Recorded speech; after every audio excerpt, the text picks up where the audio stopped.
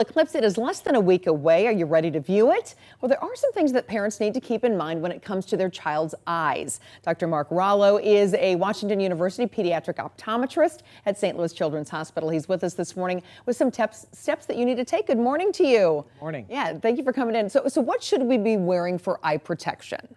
So there are a few things you can actually do. Probably the first and foremost that most people want to do is the solar eclipse glasses. Okay. And those are perfectly fine. The one thing I would say is that you want to get it through a reputable source or vendor. The American Astronomical Society website actually has a list of vendors so you can get the proper sunwear. Okay. The issue is that there are a lot of counterfeits out there. And the thinking is that the quality is probably not what it should be. And so there might be a little higher risk of eye damage if you're not wearing the proper eyewear. So it's important to do your homework. Yeah, so what should you be looking for in that eye protection? Yes, so if you have your glasses, if you look inside, there should be a marking in there. It'll be the letters ISO and then the numbers 12312-2. Okay. That is an indication that these are legitimate glasses. Again, unfortunately, there are counterfeits out there, so it's not a guarantee.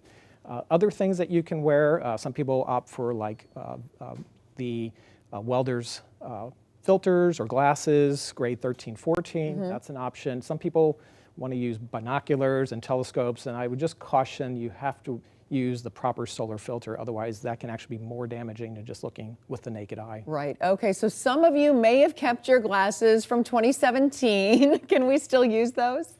You certainly can. Okay. So from 2015, which is when these glasses were developed, they do not expire. The main thing you want to watch for is, number one, do they still fit you well? Number two, is there any damage to the actual filter? So you want to look for any punctures, scratches. If so, I would definitely recommend replacing those. Are there any ages, doctor, that aren't appropriate to view the solar eclipse? Yeah, that's a great question. Yeah. So I would tell you this, that there really isn't an age limit per se, but the child has to be able to understand directions and be able to follow directions. There absolutely should be parental or teacher supervision, but again, really all children should be able to view it, like I said, obviously you don't want to have a baby looking at it, they're not going to understand what's going on, but yes. And we're going through all of this because it is important to have this eye protection. What kind of damage could occur if you're just directly staring at it? So there are two things. You can have damage to the front of the eye. The cornea is the front tissue, the clear tissue of the eye. That, fortunately, will only last for a few days. Symptoms can include tearing, irritation, light sensitivity.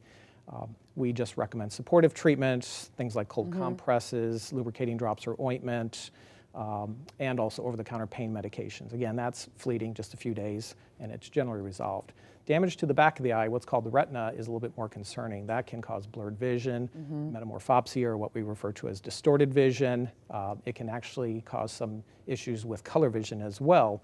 There is no treatment. Symptoms can last up to 6 months. Unfortunately, it can also be permanent damage. So don't mess around with that. Wear your glasses. It's worth getting those glasses on. Absolutely. Dr. Rollo, thank you so much. We appreciate you being with us this morning. You're very welcome. Thank you. All right, there's been a lot of problems on the roadways this morning. Let's get the very latest with Callista. Yeah, well, flashing lights and puddles of water filling several intersections throughout the St. Louis region. If you have plans on heading into East St. Louis, though, 70 East at 64, you're completely closed. I'll show you why.